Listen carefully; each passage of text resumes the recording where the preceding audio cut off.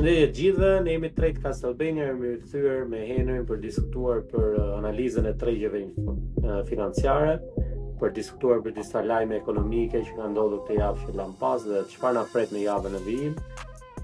Si gjithmonë, tregu ka papritshmëri, një javë me të vërtetë e papritshme nga shumica e traders, po kemi pas dhe nga ata që e prisnin këtë ulje në treg, një shitje pas uljes së normave të interesit, edhe një shitje pas takimit pozitiv mes Trump dhe presidentit Kinës. Me sa duket tregu ishte i parabler për këto lajme që priteshin dhe pastaj ka ardhur ajo shitja. Përshëndetje Henry.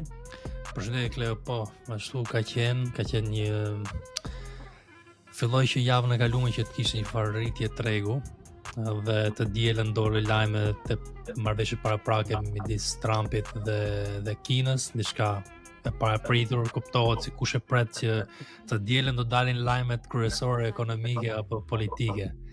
Zakonisht zyrtarët nuk punojnë të dielën, po Trumpi ka treguar këtë vit që të dielën e ka ditën më të preferuar për të nxjerrë ndonjë lajm special për tregun, për kripton, për diçka le themi të rëndësishme. Sikur po bën kastile pak a shumë. Edhe kur bën le themi lajme negative që u bërë shitje datën 10 tetor, ishte lajm që doli të premten. Kështu që e nxjerr në momentin që tregu ndoshta nuk ka mundësi që të manovrojë. Gjëja që patëm këtë javë që ishte shumë e rëndësishme për tregun dhe ka mbuluar edhe javën kaluar me diskutimin që kemi bërë bashkë, ishte që Jerome Powell do flisë, do kishte konferencën për shtyp. Edhe aty unë u përqendrova më shumë sepse normat e interesit për mendimin tim do uleshin edhe ulën dhe të gjithë e prisin atë ulje, po që nuk i ulshin normat e interesit, atëherë tregu me vërtet do kishte një shitje shumë të rëndë. Edhe çfarë tha ai ishte më shumë e rëndësishme këtë javë se sa çdo gjë tjetër.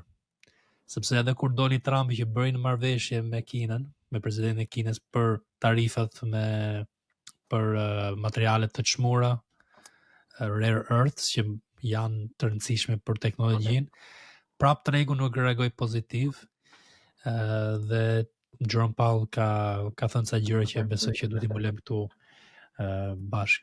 Po ti si e pe tregun këtë javë, Kleo, si çfarë tu duk si moment ky? I pozicionuar unë kripto kam qenë i pozicionuar para kësaj jave, diku aty lëvizje tregu i short, menaxhim pozicionesh, me pak humbje. Nuk e prisja që kjo javë shkonte kështu, domethënë pretendoja që të ikte pak më mirë, doja që Bitcoin të shkonte të paktën deri në 118.000 dhe pastaj të kishim atë uljen.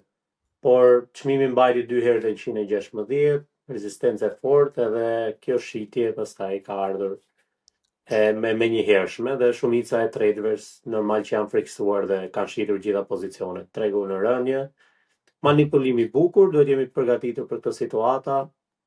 Po nuk e prisja kështu, prisja që mendimin domethënë imi ishte që të shkonte të paktën deri në 118.000 dhe pastaj kishim të shitje.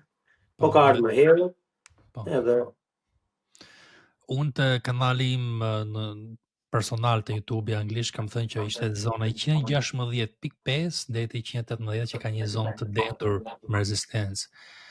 Edhe unë prisja që të shkonte ndoshta në rezistencë të 116 të uleshe për të mbante support të 113 Bitcoini që nuk e ka mbajtur.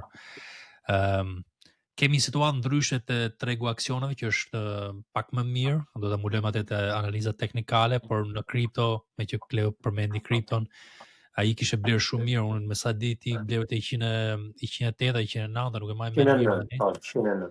Edhe kishte bler më mirë se sa unë, që unë e bleva diku te 112, 13 dhe pastaj u detyrova ta shisja atë zonë edhe të dilja me një humbje të shumë të vogël. Po çdo gjë ka kalkuluar sepse kemi diskutuar që un kam hyrë më herët edhe kemi hyrë pak më herët këtu me idenë që të dalin ca ngjarje, që do dilte Jerome Powell, do dilte Banka Qendrore që doli këtë javë, Jerome Powell që do fliste, po që do fliste diçka pozitive mund të kishim rritje dhe pastaj do kishim tarifat midis Kinës dhe Amerikës që nuk dolen të mira dhe ndodhi kjo situatë që ndodhi me këtë shitje. Por ka gjetur support tregu. Ka gjetur support tregu. Dhe kemi akoma shpresë për një lëvizje në nëntor që kam përmendur disa herë. Pak si me shaka në për TikTok e kuptohet, duke thënë po pres vëm nëntorin edhe vëm i fjalë, por gjëra që thjesht për humor më shumë, sepse e kam thënë të gjitha që duhet them për nëntorin. S'di çfarë them më shumë se sa po pres nëntorin për të marrë vendimin tregu. Dhe vendimi për mendimin tim është akoma tani te 50-50. Kurse kur hym ne ishte i anuar për long, edhe po të gjente supportin te 113 dhe ishte perfekte për një vazhdimsi deri 118, 125, pastaj për all time highs, që nuk kanë ndodhur, por po formohet perfekte, të themi mendoj una, tregu për të vendosur animin në një fuqishëm. Kleu, për Jerome Powell, dohet të muloja ca gjëra që ai ka diskutuar. Këto gjëra i kam darë dhe te Discordi privat, që ti je pjesë dhe shumë shqiptarë tani janë bërë pjesë e Discordi. Edhe kam thënë që Jerome Powell, arsye pse u shit tregu ishte vetëm sepse mbylli derën pak a shumë që do ketë ulje normat e interesit në dhjetor. Edhe nuk është një mbyllje totale, po tha s'du të presim ulje normave e interesit, po që shteti amerikan është i mbyllur. Dhe shumë e rëndësishme kjo pjesë sepse ai nuk ka qartësi se çfarë do ndodhi me ekonominë amerikane. Edhe i gjë tjetër që tha është që jemi tani në një zonë që kemi inflacionit të 3%, normat e interesit e 4%, por pa ulë inflacionit e 2% që ato kërkojnë, mund bëjnë ulje të tjera të normat e interesit. Dhe është një zonë, mund themi, e balancuar në 2 krahët. Interesit 4%, inflacioni 3%, duket okay. Për mendimin tim është shumë e balancuar tregu dhe mund të qëndrojmë këtu disa muaj, kështu që jemi në një situatë që po që ekonomia amerikane tani vazhdon të jetë e fuqishme me këto nivele normat e interesit dhe nuk ka arsye tjetër për të ulur, mendoj që të kemi rritje në treg. Duhet ekonomia amerikane të qëndrojë fort, por për momentin nuk është, nuk ka shumë shenja pozitive si në anën teknikale dhe në anën e temi fundamentale, sepse punësimi po dobësohet pak. Ai shpjegoi që po zbuteshe dhe kjo ka qenë një nga arsyet pse kanë ulur normat e interesit. Dhe për mendimin tim ekonomia amerikane po varet më shumë nga data center dhe teknologjia AI. Ti Kleo, e ke parë lajmin për Amazonin dhe UPS-in që ka ulur, ka hequr duke 40.000 ka hequr Amazoni, 50.000 ka hequr UPS-i. Dhe ishte një lajm që tregon që punësimi po për 100 punëtorë dhe për t'i zvendësuar. Po e kam parë edhe besoj se duke parë që kompanitë e mëdha bëjnë këto lloj lëvizjesh, ndoshta në të ardhmen do të kemi edhe kompanitë e vogla më të vogla, me kapital më të vogël mund të bëjnë të njëjtat lëvizje. Po. Pse jo do kursejmë para, nuk do kemë probleme me fuqinë punëtore, me mos pranimet ose me kontrata që ju bëjnë, do të jetë gjithçka ndoshta mund të shkojnë drejt robotëve dhe kjo do të sjellë normalisht që nuk janë shenja të mira. Gjithsesi janë parashikime që janë bërë këtu para 20 viteve dhe drejt asaj po shkojnë. Dhe po ke drejt edhe por në anën ku jemi tani te tregu, si mund ta lidhem është që po shkurtohen punët, por akoma nuk është ndjerë te statistikat zyrtare. Këtë javë që do vim, Kleo, do dalin shifrat e papunësisë, dhe do shikojmë aty po që ka pasur impakt tani tarifat, ka pasur impakt apo jo tarifat, dhe a ka pasur impakt ndoshta dhe mbyllja e shtetit amerikan, dhe pastaj do flasim edhe për AI, që ndoshta përshkurtohen punët dhe mund ta ndjejmë këtë impakt te ekonomia. Kjo ka qenë një gjë që le të themi ka qenë arsyeja kryesore pse ra tregu.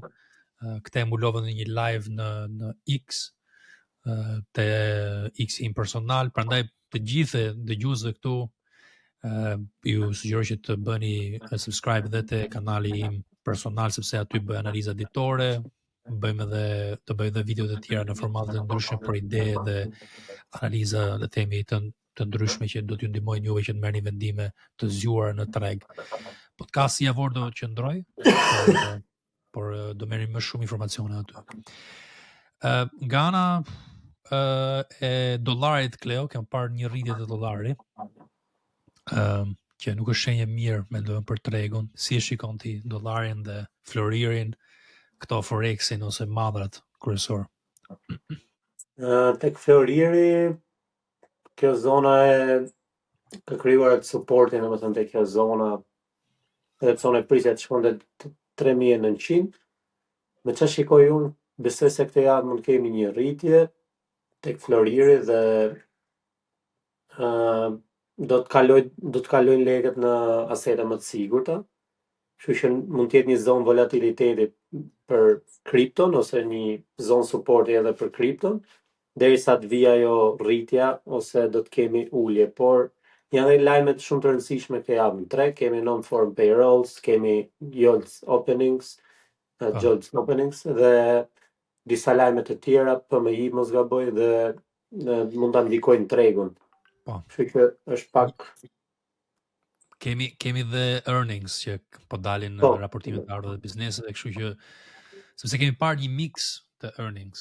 Dhe mendoj një gjë që kam diskutuar shpesh edhe te Discordi këtë javë është që kemi një divergjim të equal weighted S&P 500 dhe S&P 500 normal. E bin që tregu tani po varet shumë te këto Magnificent Seven dhe kompanitë më të fuqishme dhe nuk ka le temi kapital që po hyn te kompanitë më të vogla, te indekset kryesore. Kjo i bin që jemi shumë të varur te kompanitë më të mëdha, në momentin që Nvidia, Palantir, këto të tjera që kanë ecur shumë mirë ulen, do ulet gjithë tregu dhe mund të pësohet një ulje papritur. Me ndonjë earnings të dobët të Nvidias. Nvidia është kyçi për tregun tani. A do ketë good earnings apo do ketë bad earnings, do ketë mirë apo keq, dhe mund të pesoj një ulje tregu dhe atë që thotë ti Kleo që mund të hyjnë te asete më të sigurta, te floriri. Për dollarin do të shtohet diçka ose do të thotë diçka këtu që mu po më duket rritja e dollarit si një profit taking. Jemi në all time highs, të çmime më të larta historike te Nasdaqu, te S&P-ja, dhe më duket sikur tregtarët po nxjerrin profitet e veta në këto zona, sidomos fondet. Dhe unë që po tregtoj aksionet edhe në këto momente, po i tregtoj me shumë kujdes edhe me një rrezik më të vogël, nuk po rrezikoj sasinë që unë normalisht rrezikoj, me idenë që ndoshta mund kemi një gjë për të papritur, sepse po dalin në cash shumë tregtar. Atë kam thënë dhe te Telegrami që unë shikoj dhe tregtar serioz që kanë filluar të dalin. Këto janë investitorë fatgjatë që unë njoh, që kanë filluar të dalin nga tregu dhe janë friksuar shumë nga 2-3 fishimi i çmimit të floririt. Për mu ka qenë një shenjë që ndoshta kemi një farë çrregullimi ekonomik dhe një farë riseti që do krijohet në ekonominë globale, dhe besoj që kjo po lidhet me ca faktorë të tjerë si digital IDs, gjërat e tjera që po ndodhen dhe digitalizimi i fiat që mund të ndodhi shumë shpejt. Edhe ka shumë gjëra të tjera që do të merrni parasysh këtu ku shikoni tregun edhe si lidhet le temi me çdo gjë, me çdo aspekt të shoqërisë tonë, si në ana politike, gjeopolitike, por dhe ligjeve të reja që po dalin për çdo gjë. Shikoj. Më që shikoj unë ndoshta e hëna mund të nisi pak pozitive për javën në stocks. Një farë bounce mund të jetë momental. Po, duke parë dollarin, një ulje të dollarit besoj, dhe pastaj mund kemi me lajmet ekonomike nga e marta e tutje mund kemi prap ulje nëse lajmet nuk dalin të mira. Po. Do të shikojmë, do të jemi të vëmendshëm. Po, normalisht. Si gjithmonë menaxhim rreziku është kryesorja. Do hym në animin e tregut dhe pastaj do menaxhojmë situatat në një mënyrë profesionale të minimizojnë humjen edhe të marrin maksimumin për që na ofron tregu një mundësi. Kleo, po mendoj ta mbyllim me kaq segmentin e analizës fundamentale, ngjarjeve kryesore të javës. Du tani të hyj te analiza teknikale, si gjithmonë. Po mendoj të hyj te kripto, e di që dëgjuesit, shumica e dëgjuesit shqiptar vazhdojnë të pëlqejnë kripton, vazhdojnë ta preferojnë mbi stocks, prandaj unë do vazhdoj të bëj kripton përpara se të bëj stocks, por ju këshilloj që të merrni informacione të detajuara për gjithë tregun, të rrini deri në fund të videos dhe shikoni analizat e aksioneve, sepse do t'ju ndihmojnë që të kuptoni si lidhet çdo gjë dhe pse ndoshta ca gjëra që do ndodhin te tregu aksioneve mund të ulin dhe tregun e kriptos ose edhe mund ta ngrejnë. Okej? Çdo gjë në treg është e lidhur, është një ekosistem i lidhur. Fillojmë me analizat teknikale të Bitcoinit edhe pastaj të Ethereum. Kleo, po patëm ndonjë mendim këtu gjatë videos, më thuj, gjithmonë janë të vlefshme mendimet e tuaja, sidomos tani që e bërë dhe pak day trader, edhe ditë kapësh këto momente të kthimit të trendit edhe pak më herë se sa unë.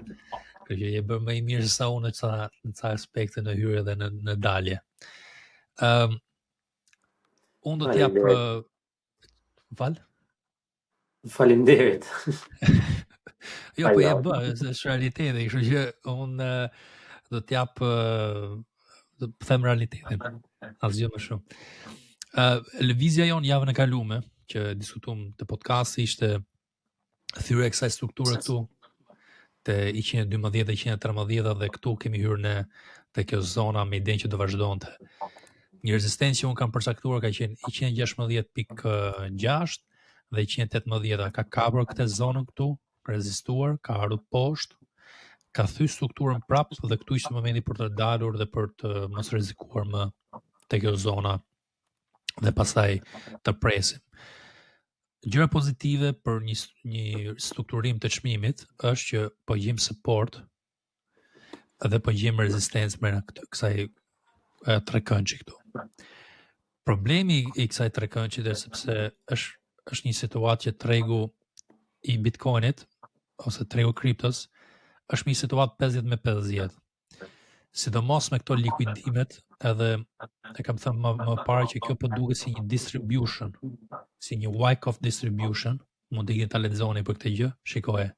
Falso, ulet falso, ngrehet, bën një falso për lart, shitet direkt, bën rritje, pastaj merr vendimin, okay? Do ta marr vendimin shumë shpejt, që lidhet me analizën time të nëntorit, që tregu do të marrë vendim. Tani, i gjë që duhet shikojmë, dhe unë do vej ca alerte këtu, është a do thy prap 108-ën, ndoshta dhe 106 do vej 2 alerte këtu. Sepse kjo do jetë një moment që ndoshta tregu kthem për short dhe mbaron mundësia për një long. Longu fillon nga 111 prap.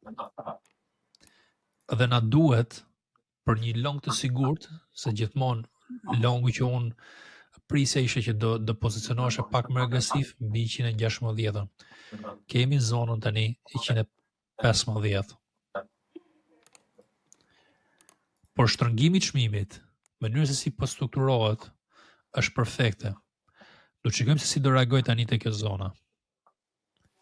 Mund të fusi edhe ca të tjerë në falso, që është okay. I gjë që kam përmendur te analizat e mia te kanali personal është që kjo zona e 38-35 ka qenë një zonë që ka gjetur support gjithmonë. Ja ku keni këtu support, prap supporting këtu për lëvizje për lart, po u thy kjo zonë, problem te një ditori. Tani do të lëvizjet e javori. Kishte ndonjë gjë për shtu këtu, Kleo? Jo, një të mendim. Nuk Bitcoini, unë jam jashtë për momentin. Po. Por çikoj, ndoshta por i hyra do të them. Po, du ta shikoni me shumë vëmendje këtë zonë këtu. Ikni, lexoni për Wyckoff distribution, shikoni se si strukturohet dhe ndoshta një falso finale, pastaj një një shitje, ose tani merr vendime për lart është struktura e dur. Do ta kemi parasysh të pjesë që mund të jetë një distribution. Dhe një arsye pse mund të jetë distribution është nuk ka lëvizur çmimi shumë nga çmimi më i lartë i 1 janarit, kështu që viti është pak a shumë jeni me parat e tuaja. Nuk keni fituar asgjë, nuk keni humbur asgjë. Dhe gjë që unë do ta kem me kujdes këtu është thyrja e zonës 50 te një javori, dhe pastaj kam vërë një zonë këtu që është 44 te javori. Shumë e rëndësishme kjo zonë sepse shikoni, çdo herë që ka testuar këtë zonë, sikur algoritmet dhe institucionet po e blejnë dhe fillon një trend. Shikoj, e blejnë, akumulojnë këtu, pastaj fillon trendi. Akumulim, trend. Kështu që mu po më duket, Kleo, sikur duan ta çojnë tregun pak më thellë, ndoshta te zona 90, dhe aty të bëhet riakumulimi për një lëvizje deri te 150. Edhe çfarë do të thotë tu? Kam bërë 90% profit institucionet. Kanë dalë te kjo zona, e sillin te 90-ja, e çojnë te kjo zona prap dhe akumulojnë këtu për ETF-et, për akumulimin që ato po bëjnë tani si institucione, ndoshta dhe mikrostrategjia për shtetin amerikan dhe gjërat e tjera që po ndodhin. Edhe e çojnë deri aty, e akumulojnë dhe pastaj lëvizja bëhet për 100% fitim deri te 150-160. Kjo do ishte logjika ime, po që mban strukturën te 90-a. Edhe kjo do më sjellë tani te mujori, por duket për mendimin tim sikur do thyet kjo strukturë dhe mund të thyet, kuptohet, ose po mbajti, atëherë jemi të detyruar që të krijojmë një all time high që tani. Kështu që pandaj kam thënë gjithmonë që nëntori, tani jemi një nëntori është muaj vendimtar sepse tetori do jetë muaj volatile, një muaj që do ketë, le të themi, paqëndueshmëri. Kemi disa javë këtu që shikoj që nga ka filluar në fillim të muajit në shitje, pastaj pak rritje, shitje prap, rritje, shitje, kështu që muaj poshtë lart, po konsolidohet ose po bëhet distribution. Kjo e shpjegova. Edhe distribution mund kemi pak një periudhë më gjatë, 2-3 mujore këtu. Kjo është mendimi im, dhe është 50 me 50, është shumë e vështirë për të gjetur animin, por unë do ta gjej me patjetër. Kur vi momenti do ta kapem atë anim edhe s'kemi çfarë të bëjmë. Do na japi vetë tregu mundsinë. Edhe do na qartësoj çdo gjë me një lëvizje serioze me vrull. Mujori rreziku këtu është që po që hym në 100, shkojmë deri te 90-a dhe pastaj thy struktura. Kam diskutuar disa herë që po që shkojmë në 100 ke shumë problem për tregun. Dhe kemi zonën 104 tani për mendimin tim.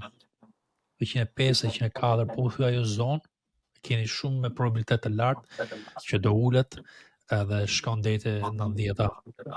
Dhe do na ofrojë një mundësi për një short, po që mban këtu do na çojë me patjetër te 140-150 për një periudhë 2-3 mujore. Sepse mund të fillojë një trend si puna e kësaj këtu në tetor, shtator të vitit kaluar. Shikon, 2-3 muaj rritje, pastaj uljet, 2-3 muaj rritje, uljet. Por kjo rritje s'ka qenë shumë e vrull. Ka rënë dëshira për ta blerë Bitcoinin në këtë zonë. Kjo është vetëm i problem që shikoj unë, dhe prandaj ja kam frikës shortit deri te 90-a. Ose 88 është zona më eksakte. Këtë po shikojmë për Bitcoinin. Flasim tani për Ethereum, Kleo? Kishe diçka për të shtuar në një gjë këtu, në një mendim, në le të themi. Mendimi im është që mirë është bie edhe pak domethënë çmimi. Mund të kemi mundësi më të mira për të blerë në çmime më të lira. Por unë shikoj më shumë short këtë javë se sa long. Ky është mendimi im. Ti thu që mund të shkojë ndoshta deri te 105, 106 prap. Po, deri aty dhe pastaj do të jetë zonë vendimtare nëse se është suport shumë i fortë tek zona 105-106, se pastaj po theu aty do të jemi drejt 90.000 ose 95.000. Po. Është si një tip muri që është vënë këtu, një farë bazamenti që po blihet, ndoshta po blihet automatikisht nga algoritmet ose investitorë afatgjatë. Po kjo, pastaj shkojmë të paktën te 100 që e kemi të sigurt. Që ritestojmë të zonën që un kam vënë këtu mujor, javor, struktura këtu. Pastaj shkojmë deri te 80 e ca, 90 tek zona këtu. Por nuk do shkojmë. Shorti është gjithmonë më i shpejt. Edhe do na kapi, do na kapi kështu shpejt, si lëvizje. Edhe do të jemi të përgatitur që mund ta ndodhi. Dhe një mënyrë të shpejt në treg. Longu gjithmonë do më shumë kohë të strukturohet dhe të japi ty zonat e duhura dhe pastaj të vazhdoj për lart. Se do akumulimin. Kurse shorti shesin të gjithë automatikisht, me stop loss e pastaj kapan për likuidime, gjëra të tjera dhe gjithmonë lëvizja është më shpejt. Okej, flasim për Ethereum tani. Dhe Ethereum pak shumë identike në anën e supportit të kjo zona, 3.6.000, po gjen support tu. Ideja ime që hyra te ky moment ishte pak herët, sepse lëvizja serioze për mund ishte mbi 4.4.000 dhe prisa një farë dipi që e kam treguar këtu, që prisa një rritje që u bë, hyra pak herët dhe pastaj bëri dipin që u ndola, por ideja ishte një dip me support dhe vazhdimsi, që nuk ndodhi ajo gjë, po vazhdon të konsolidohet tu. Tani struktura e Ethereum po bën dy gjëra. Kemi këtë trekëndshi që po krijohet, por kemi edhe këtë vizën, këtë zonë këtu. Për një breakout si tip kuadrati. Do t'ju tregoj. Kuadrat, shikon?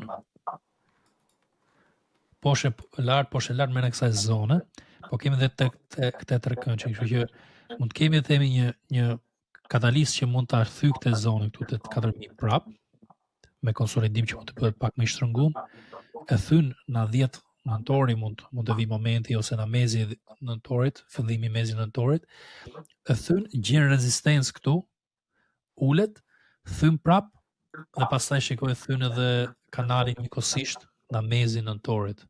Kjo do ishte le të themi perfekte si setup, për le të themi mund të hapim një pozicion fillestar prap, pastaj një pozicion pak më të fuqishëm këtu, pra televizin që kemi diskutuar deri 5700 që ka probabilitetet të shkojë aty. Kemi bullish divergence që duket okay. Mund të vëjmë edhe një vizë trendi këtu që po u thy kjo viza trendit te RSI, probabiliteti rritet më shumë. Dhe pastaj mund të ndërtohet ajo fuqia blerëse dhe rritet fuqia relative e Ethereum në këtë rast. Po këto janë zona që unë kam përcaktuar. Kemi 3900 që po mbajti supportu 3900 që thyet e para, thyet trekëndshi në rënje, pastaj tek zona 4000, kemi zonën 4200-300 që mund të shtojmë dhe thyet edhe kanali dhe pastaj nuk ka marrë bariera dhe rezistenca për lart. Vazhdon në trend të fuqishëm. Po u thy këto 2-3 zona jemi në probabilitet të lartë për vazhdimsi. Kjo është Ethereum, te javori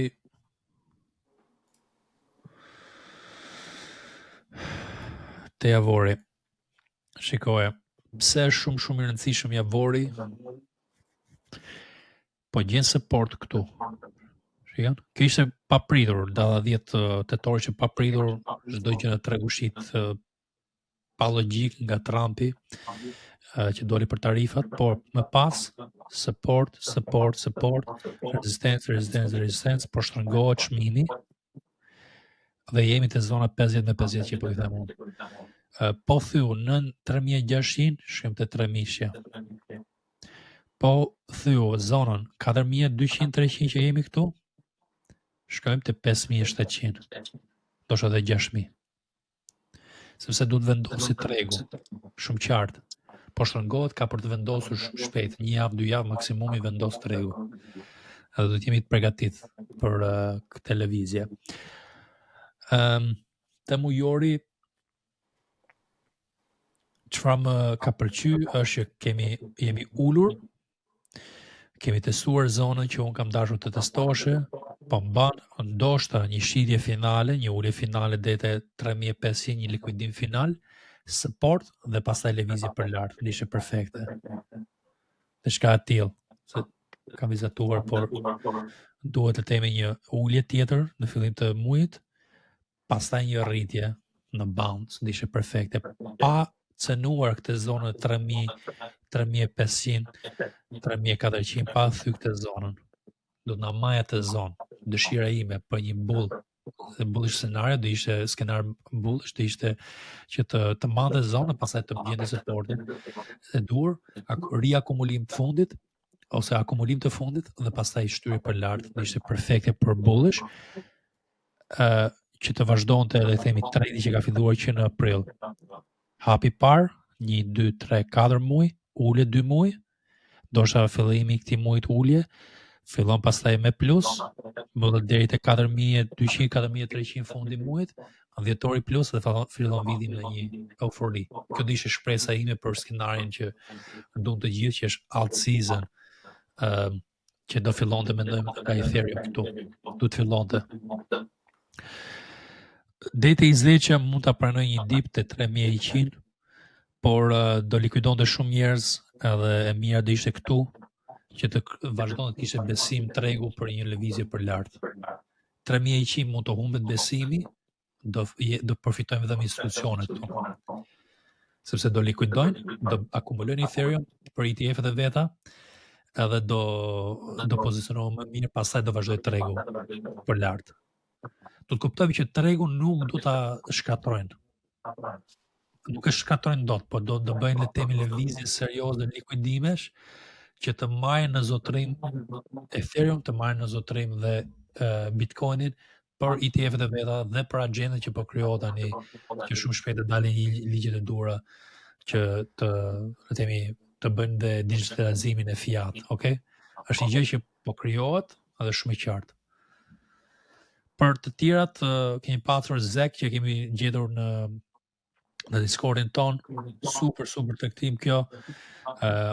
Unë e traktova herë në fillim të zona, do ta tregoj këtu, te zona 40 ca, pastaj dash edhe këtu zona 240 dhe vazhdon të shkoj për lart. Unë aktualisht kam dalë pak herë te kjo lëvizje, gabimi im. Kam darë dhe disa ide të tjera të Discordi, si MUSDT, që unë nuk e traktoj do sepse nuk kam exchange të MEXC, që është exchange që mund ta traktoje. Ka qenë kjo zona këtu, vazhdon të jetë pozitiv dhe plus.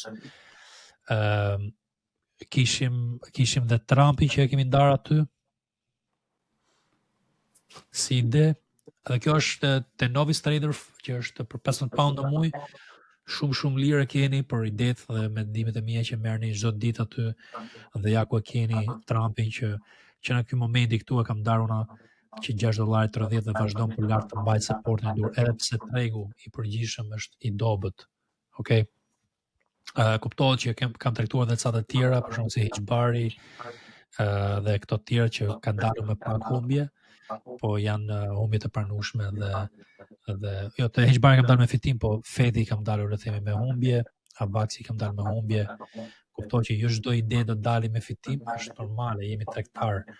E ideja këtu është që mbi 50% probabilitet fitore, rë të mirë, edhe kur të kapi ndonjë lëvizje të mirë të rinë në trend. Shumë e thjeshtë. Prandaj kemi edhe emrin e grupit, kemi Trend Hunters, vetëm në trend bëni lek. Pjesën tjetër jeni argjoni kohë. Kleo, dëgjë për shtu këtu te kripto? Ja, këto për kriptot këto ishin. Nuk është e kam në i mendim. Ti Po momentin ti tani ke hyrë më shumë te tregtimi i Bitcoinit dhe Ethereum apo jo? Je pak më shumë tek më serioze po themi që të jenë pak më stabile. Okay. Flasim për aksionet shpejt. Flasim mirë për S&P 500, ku e shikoj unë problemet, që e shikoj zonat me strukturat. Gjë e parë që do të thojë është që po vazhdojmë të krijojmë një all time high te S&P 500.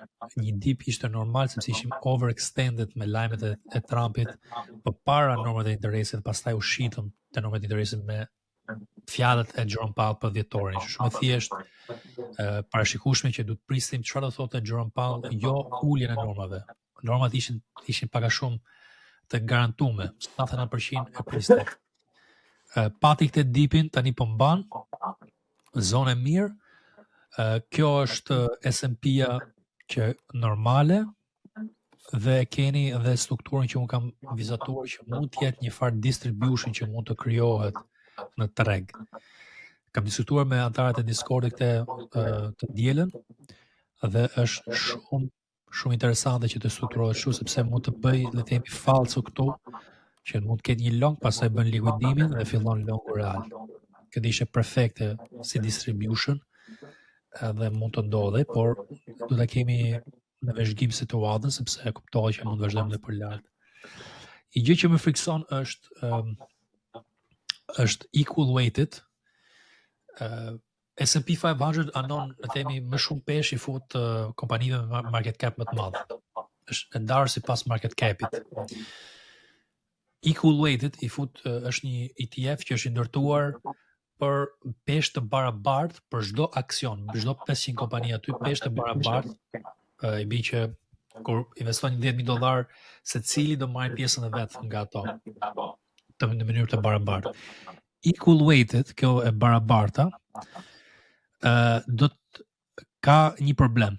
Kemi pasur këto vazhdimsi që kanë bërë new highs brenda zonave të kanalit, por ka treguar dobësi në rritje, shitjen e 10 tetorit, pastaj kjo rritja këtu që ne te tregu normal, te S&P 500, shikojmë rritje të all time highs, kjo nuk ka bërë all time highs.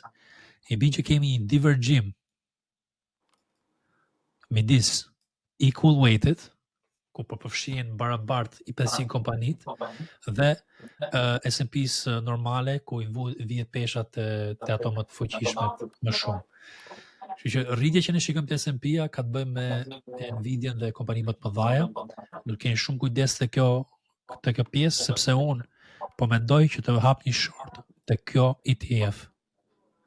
Me idenë që pora S&P 500 normale, kjo do bi diku te 5%, ndoshta te 10%, sepse do tërhiqi edhe të voglat, kompanitë më të vogla te S&P-ja për poshtë. Po shikoj, po studioj shortin këtu, ndoshta për një retestim të fundit te kjo zonë dhe pastaj mund të hapim ndonjë short të thyrë strukturës për një 5% te kjo equal weighted. Kjo është një problem për tregun sepse nuk ka anglisht quhet breadth, nuk ka le themi pozicionime të kompanive të vogla. Nasdaqu vazhdon të all time highs, kuptohet sepse kompanive të mëdha janë të Nasdaqu, ishin kompanit dhe duket se u bëhet gati për një dip dhe për një vazhdimsi. Ka kapur këtë zonën, po afrohet kësaj zone më të lartë këtu te kanali. Nasdaqu ka thyer çdo barierë, sepse janë gjithë kompanitë e AI-s. Do kemi shumë kujdes me ofrimin që po krijohet tani në treg për AI. Russell ka pasur dobësi, sepse për numrat e interesit është ndikuar negativ, double top këtu, edhe Russell po e shikoj si mundësi për të tregtuar një short ndoshta. Edhe mund të hyjë te kjo TRX nuk e ose se më mend mirë. ETF-in. E Russell 2000. Jo, është një gjë tjetër. S'po më mend mirë. Nuk është TZR apo TRZ. Diçka tjetër. Gjithsesi do ta them në Telegram, kur vim në meje, sepse po e shikoj si është e kundërta, është short të Russell 2000. Ideja këtu është që do të kërkojmë short Russell 2000, ndoshta equal weighted. Sepse po bën gati. Kemi VIX-in që po rritet në zonat e dura. Dhe po teston këtu, ky dipi është normal në treg sepse duhet të rritesh edhe VIX-i pak, se ishte bërë shumë i shitur. Dhe kemi kapur zona që duhet kapshim këtu për një rritje normale. Dhe pastaj mund të kemi tani një ulje të VIX-it, shpresa është një ulje të VIX-it dhe rritje të tregut. Edhe pam të premtëm që patëm blerje të stocks, se unë kam blerë këto të portofolio im, kam blerë Rigetti, QBTC-n, IonQ, me udhemi idetë më të mira të momentit lider janë okay. Kleo, ndonjë për shtu të stocks? Jo, nuk kam një mendim për stocks. Okay. Rregull, Floriri ndoshta t'japësh ti ndonjë mendim këtu që t'ja shpjegosh dëgjuesve Floririn ku shikon dhe që po e tregton këto kohë të fundit. Floririn më shumë, siç e thash, e shikoj long të javë, nëse do të thyj këtë zonën tek po të thyej 4060, 4070, mund të shkojmë pastaj deri 4100, 4200, 4150. Zona që i shikoj unë mund të vazhdoj trendi për lart afatgjat. Ka pasur këtë uljen, ne kemi kap të uljen që ka ardhur deri tek ky çmimi 3900 dhe pastaj ka ikur prap lart. Prandaj besoj se do të vazhdoj trendi ose mund kalojnë lekët këtë javë tek Floriri, duket si më probabilitet më të lartë për ndodhje. Kështu e shikoj unë, por duke thyer këtë zonë gjithmonë, ose do të krijoj një zonë volatiliteti prapë tek këto çmime, siç e ka pas këtë javë në oraret e shkurtra, por çikoj. Unë mund të them që është shumë e ngjashme me këtë rastin tonë në prit që u shit herë, bëri bouncing dhe vazhdoi pak për lart, por nuk e bëri një higher high, bëri një lower high. Dhe mund t'i vi këtu momenti ndoshta që rezistonte 4.2 që the ti. Edhe unë atë mundësi shikoj. Kuptoj që kjo edhe mund të rezistoj këtu, të konsolidohet më shumë, por më duket sikur do vazhdoj për lart, pastaj të shikojmë si do na eci këtu. Ne bashkë kemi diskutuar idenë e Barex, që është kompani Floriri, B-ja, që mund ta me ticker B, që mund të tregtohet dhe ajo si ide me rritjen e Floririt, dhe ishte perfekte si mundësi. Okej. Edhe unë pak a shumë atë gjë shikoj, rëndësishme për mua ishte që kapëm këtë shortin këtu, valën e parë 9%. Tani është që shikojmë se si do na anoj tregu dhe konsolidohet. Për do të më lë edhe dollarin të kjo pjesa e madhrave dhe Forexit. Dollari për mu ka shkaktuar një farë rritje te kjo zona 99 edhe ishte arsye pse u shitën kriptot dhe çdo gjë tjetër. Dhe kjo është për mu shenjë që po marrin profitet tregtarët. Edhe fakti që është rritur në këto raste këtu, që nga shtatori tetori tregon që po nxjerrin profitet tregtarët dhe po fuqizohet dollari sepse po marrin dollar më shumë. Dhe ka qenë një rritje goxha e mirë, nuk ka qenë e keqe nga kjo zona 96 deri këtu 3%, për një Forex është okay, është shumë e mirë. Okay, nuk është të temi si lëvizje që kam pasur këtu, që ka qenë ulja në janarin deri te qershor korrik dhe rritja këtu, por vazhdoj që të ketë probabilitet që mund të ndodhi diçka deri te 101, që na sjell një rritje diku te 6%. Që po majtë dollari nuk është që jeni në një pozicion të keq për mendimin tim. Edhe pastaj mund të traktoni këto euro-dollarin, të tjerat të jeni pak më agresiv në temit e Forex, apo që doni të hyni. Gjithmonë unë flas për swing trading, nuk po flas për day trading, se kuptohet që mund të luni Forexin në këtë mënyrë, por kemi edhe euro-dollarin që edhe gjë që duhet të kuptoni këtu që unë vetëm me pound-dollarin kam bërë 7-8% këtë vit të portofoli im i aksioneve duke konvertuar nga dollar në pound. Kështu që edhe me tregtim në temi shumë të pakt të konvertimit të Forexit mund të bëni para. Ja euro që është në rënje, mund prap tregon që dollari po fuqizohet, edhe ndoshta tek kjo zonë mund gjejmë ndonjë support te 100, po që thyet kjo struktura këtu që po thyet. 114 dhe na çon ndiksin te 101, dhe besoj që mund të jetë ajo ulje që kemi diskutuar edhe te Bitcoini dhe të tjerat që dollari fuqizohet dhe ulen të gjithë të tjerat pak më thellë.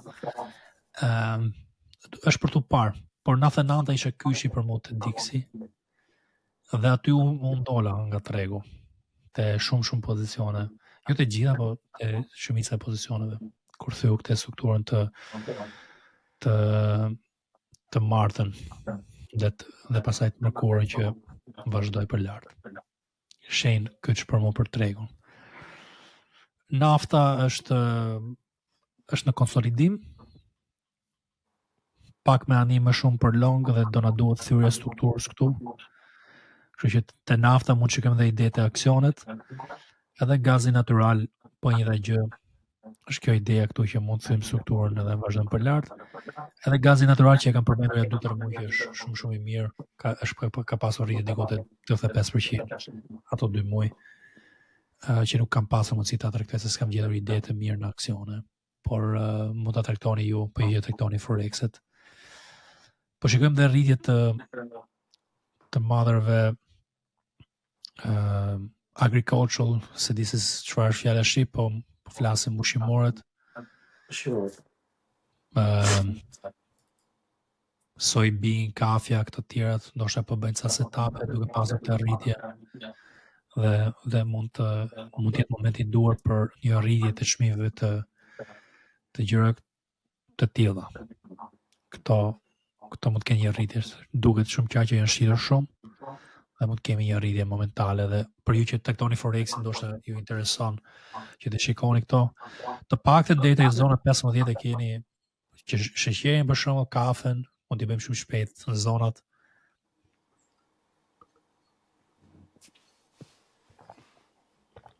kafes nuk më pëlqej kjo.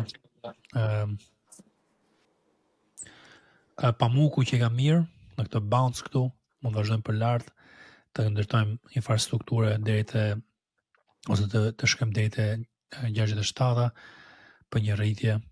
Në të tjerat nuk të shikoni vetë, sepse unë nuk i mbuloj shumë, por ideja këtu është që po rriten, ka një farë rritje dhe po ristrukturohen tani tregu që po lëvizin te madhrat. Edhe atë që përmendi edhe Kleo që është te floriri, ndoshta do ketë ndonjë rritje edhe metalet. Okej, Kleo, po mendoj ta mbyll me kaq. Faleminderit që ke ardhur prapë te podcasti, sepse më kanë kontaktuar ca nga shumë dhe kanë thënë që te Telegrami dhe te TikToku pse nuk i kem mbledh çun ato kohën e fundit si kanë bërë vetë. Kështu që faleminderit që ke bërë dhe sot podcastin. Do një mesazh final? Ftojmë të ndiqni në rrjetet tona sociale, te kanali personal i Henry, do keni poshtë në description gjitha linqet ku të shkoni, dhe aty do të keni analizat përditshme dhe në Telegram dhe në rrjetet tona TikTok, Instagram e tjerë. Po, do t'ju vlej shumë kanali im personal, sepse bëj çdo ditë analiza. Ato që bëja te Telegrami tani e keni në format video dhe me grafika dhe me shpjegime. Po pari bëja në Telegram, tani e keni në video dhe keni më thjesht për të parë. Shikoni kur të doni dhe pastaj merrni mendimet e mia pa patur nevojë për të më pyetur. Dhe do të thoya që na bëni subscribe, na bëni like, na bëni komente, sepse kemi arritur një farë niveli tani që rritja jon Ka qenë të kjo 1500 subscriber, më duket se u jemi në burgun e 1500 subscriber, do të dalim nga kjo niveli dhe ne shkojmë të 2 mishje, dhe ishte një ndihmë për ne si kanal, po që vlerësoni punën që ne bëjmë dhe mendimin që ndajmë me ju dhe keni marrë diçka me vlerë, na bëni subscribe dhe na bëni like dhe koment në çdo video që shikoni. Mirupafshim. Faleminderit. Mirupafshim.